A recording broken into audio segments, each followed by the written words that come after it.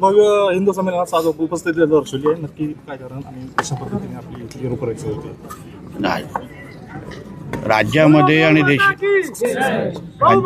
राज्य आणि देशामध्ये हिंदू संमेलनाचं आयोजन होत आहे आणि पुरं हिंदू समाजाला एकत्र आणणं आणि राष्ट्रीय स्वयंसंघाच्या जन्मशताब्दी वर्षाच्या निमित्ताने अशा हिंदू संमेलन सगळीकडे होत आहेत आणि तिथे आम्ही एक हिंदू म्हणून तिथे उपस्थित राहून या हिंदू राष्ट्राला अजून भक्कम करण्याच्या दृष्टिकोनातून आम्ही सगळेजण एकत्र येतो आहे. सर, अशोक खरातांचं प्रकरण जे आहे आता वेगळंच वळण घ्यावं लागले. आता येताना पाहिलं ते रुपाली चाकणकरांचा राजीनामा झाला. आता कसं पाहता याच्याकडे कित्येक महिला त्या ठिकाणी पीडित पाहिलं म्हणून बोलतोय. जसं आमच्या आदरणीय मुख्यमंत्री साहेबांनी आवाहन केलेलं आहे, अशा कुठल्याही माता भगिनींना त्या संदर्भात अगर काही त्रास झाला असेल तर त्यांनी सरकार म्हणून आमच्याशी संपर्क साधावा, जेणेकरून आम्ही त्यांना मदत करू शकतो.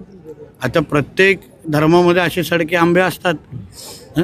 ख्रिश्चन मिशनरी आहेत, किती मौलवी धर्माला खराबच करतात. हिंदू समाजामध्ये असे एक दोनच सध्या क्वचित निघतात आणि त्यांचा आणि त्याचा हिंदू धर्माचा काही संबंध पण नाही.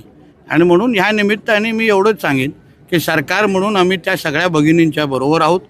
कोणीही ज्यांच्यावर अन्याय झाला त्यांच्या पाठीशी उभं राहण्याचं काम आदरणीय देवेंद्र फडणवीस साहेब आणि आमचं महायुतीचं सरकार करणार आहे. सोशल मीडियावर तुम्हाला टार्गेट केलं जाते, तुम्ही असताल, पडळकर असताल किंवा लांडगे असताल, काय की कुठे या संदर्भात तुम्ही आले नाही पुढे आंदोलन पुढे यायचंय? सोशल मीडियावर काय करायला पाहिजे? नाही, काय करायला पाहिजे? सोशल मीडियावर टार्गेट केलं जाते तुम्हाला. नाही, काय की कुठे गेले आता तुम्ही? कुठं हिंदू कुठे गेल्यावर पिंपरी चिंचवडला आहे म्हणजे काय?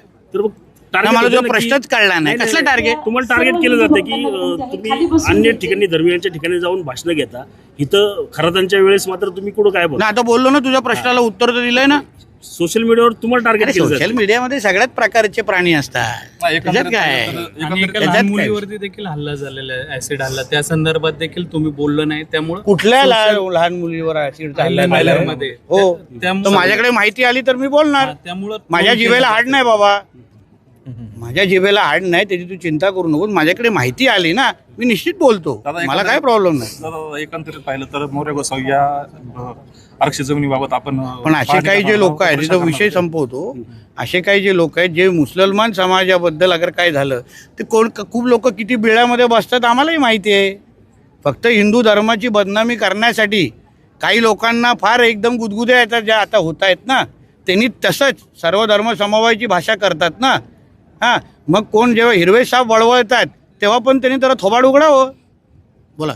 मोरे गोसावी तिला आरक्षित जमिनीबाबत आपण पाठपुरावा करणार होते, नक्की पुढे काय झालं? माहिती घेऊन तुला सांगू शकतो. आता माझ्याकडे त्याची माहिती नाही. ते परत गेल्यानंतर काय माहिती मी मागवलेली, नंतर माहिती देतो. खरातांसोबत अनेक मोठ्या राजकीय नेत्यांचे फोटो देखील समोर येत आहेत. अमित शहाजी असतील किंवा उद्धव ठाकरे, अनेकांचे फोटो. उद्धव ठाकरे आहे, मिलिंद नार्वेकर आहे. तू सगळे नावं घे ना. विशिष्ट नावं काय घेतोय तू? राजकीय सगळे आले ना. विशिष्ट नावं काय घेतोय? नाव नाही घेतले मी. राजकीय नाव सगळे घे, आले. सगळ्या घ्यायची तर सगळ्यांची घे. सगळे राजकीय काय जे राजकीय त्यांचे काय फोटो काय म्हणजे आले. नावं घे. नाही. मी जे घेतलं ते घे. चल, काय उगायचं काय?